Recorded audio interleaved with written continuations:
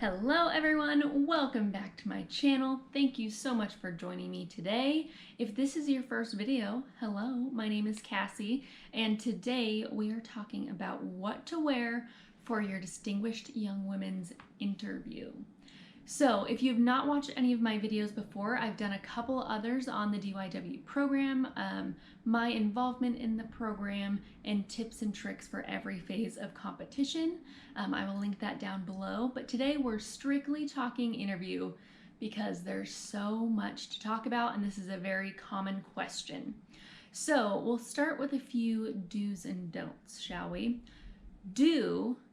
Go for bold color and pattern. A lot of people hear business attire, business casual interview, things like that. They automatically think boring, black with a white button up. Not to say you can't wear that. If that's your vibe, you go for it. But do not be afraid to add in color and add in pattern if that is your style. If you're someone who lives in color and loves to be bold, don't feel like you have to tone that down for interview. This is a great opportunity for you to show your personality and your personal sense of style. So don't be afraid to do that.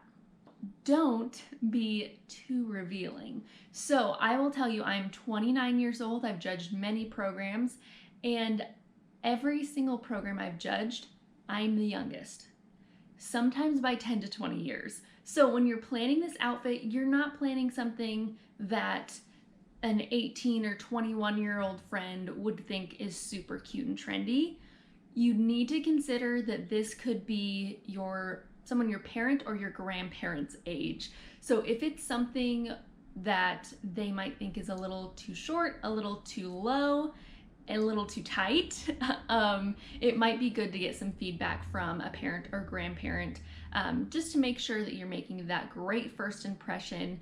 You don't want anything strapless. If you're gonna do a sleeveless, I'd go probably like the 3 or 4 finger test, and then length, just the good old fingertip rule.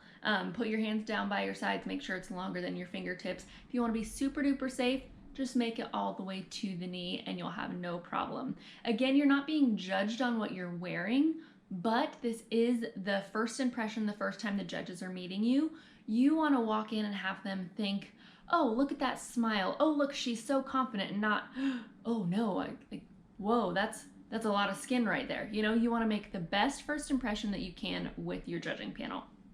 Next, don't be afraid to make it personal. One of my favorite questions to ask when I'm judging a program is, if you could describe yourself in a pair of shoes, what pair of shoes would you be? And it's always so much fun when the girl is like, oh my gosh, I wore my favorite shoes today. They're like me because they're bright and colorful, or, you know, whatever. And they have a product on them that they can talk about. But even more than that, if maybe something you love to do on the weekends is designing jewelry with your grandmother and you want to wear a necklace that you two made, that could very well come up in conversation. You could say, hey, this is actually one we made 2 weeks ago. And it just makes it a good talking point and just another thing to bring into your interview. So don't be afraid to make it personal. Don't wear anything that you're going to fidget with. I've seen a lot of girls that will do like those scrunchy bracelets and they'll cross their arms like this and like be pulling at it the whole time. You don't want to be doing that because that's not only distracting for you, it's going to be distracting for your judges.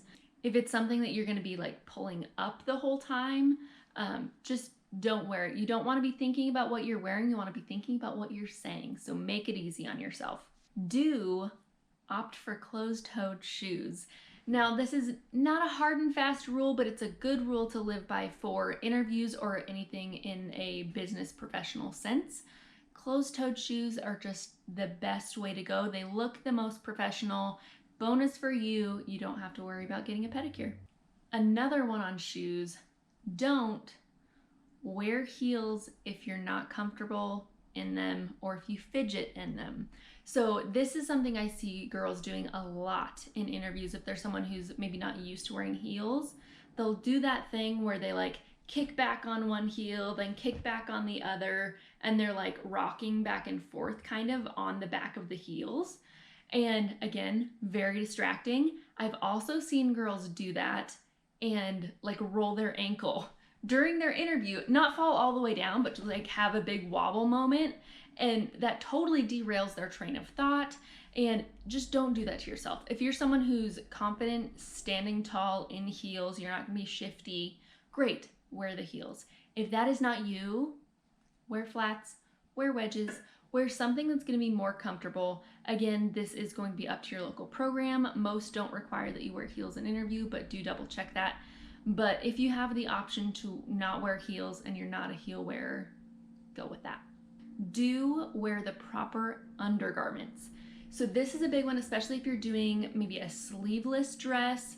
You don't want your bra straps falling out either side. You want to make sure that they're staying nice and tucked under.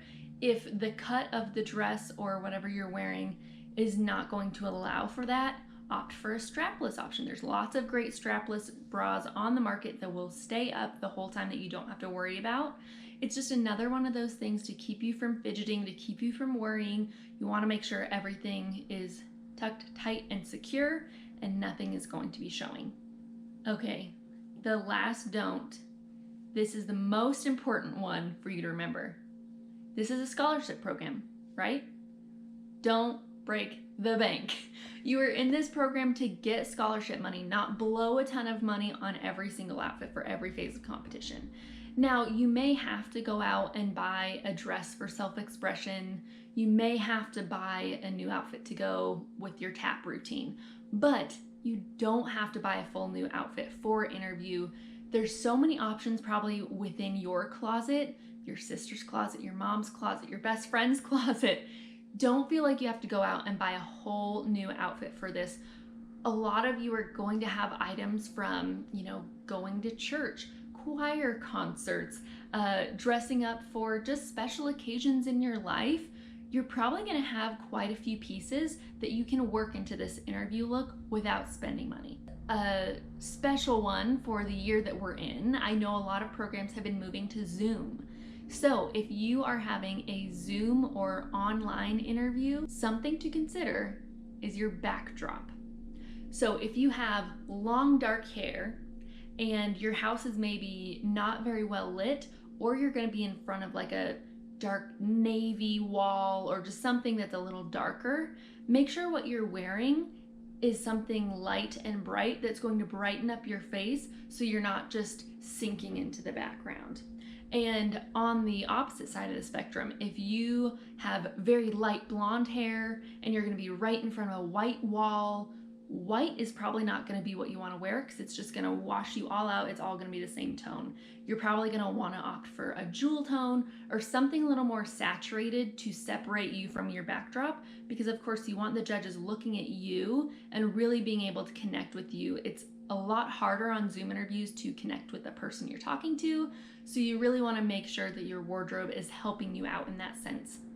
Also with Zoom interviews, if you're someone who fashion and style and pizzazz is really part of your personality, don't feel like you can't show it off on your Zoom interview attire. So maybe if you want to do something with like a fun asymmetrical neckline or a collar that has some bedazzling or a fun earring, feel free to add those items in, especially when it's just seeing you from the keyboard up. There's definitely ways that you can dress yourself to still add some of that fun personality even when they can't see your full ensemble. Now that we have our do's and don'ts down, I'm gonna move into putting together recipes for the perfect outfit. So there's a few different ways we can go, and I'll link it below, but I actually have a Pinterest page that I'm constantly updating, and it has all kinds of options for interview pieces. So if you're someone who hates shopping or just does a lot of shopping online,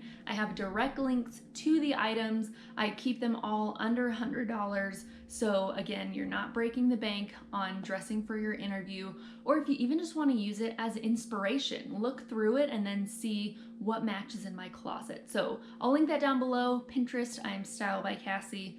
Throwing that out there if you want to follow that page. Okay, option number 1, dresses. So this is a nice, easy option because it's only one piece. You don't have to match anything. You just throw it on and you're good to go. So some of the best options for your interview is going to be a sheath dress I'll put up some images over here so you can see what I'm talking about. But it's just something that is a little more structured, a little more straight, but not form-fitting. Think of like a fashionable newscaster. They wear a lot of these sheath dresses. They're great, very business appropriate. You can find them at a lot of different department stores, or if you're shopping in your own closet, you can also do like a nice A-line dress. Just make sure, again, length is gonna be the big thing on the dresses, making sure it's longer than your fingertips, preferably to the knee. Okay, option number 2, if you are not a dress person, but you like the ease and simplicity of a one-piece, jumpsuits are huge. It's also a fun option if you're someone who loves color and pattern and trying something different. There's a lot of opportunities for that in jumpsuits. I've seen some with like a big ruffle on the shoulder, or like a wide bell bottom pant. There's a lot of ways to have fun with fashion if you're doing a jumpsuit. So that is another great option. Again, one piece, very easy. All you have to do is maybe match an earring and a shoe with it. All right, next we have a two-piece option. I'm not talking about a bikini, stay with me. So this is anything that you're pairing 2 items with. You can do a dress with a blazer or a sweater over the top. You could do a blouse and pant, a sweater and a skirt. Any of those 2-piece mix and match items, that's what I'm talking about for the 2-piece. So this is a great option if you are shopping from just your closet. You only have to find a few items that go together. So again, for the skirt, you could go full skirt or pencil skirt. Pencil skirts are great for a business professional environment. Just make sure, again, on the length that you're going to about the knee, definitely longer than your fingertips. Next, we have 3 pieces. So this is gonna be like a suit separate blazer and matching pant with a blouse underneath, or blazer and skirt. Any of those 3-piece combos. This one, don't feel like you have to do a matching suit with it. You could do a solid black classic blazer with maybe a plaid skirt and then a coordinating top underneath. You don't have to go so matchy-matchy. You can still mix and match when you're doing that 3-piece option. I hope this has been helpful for you.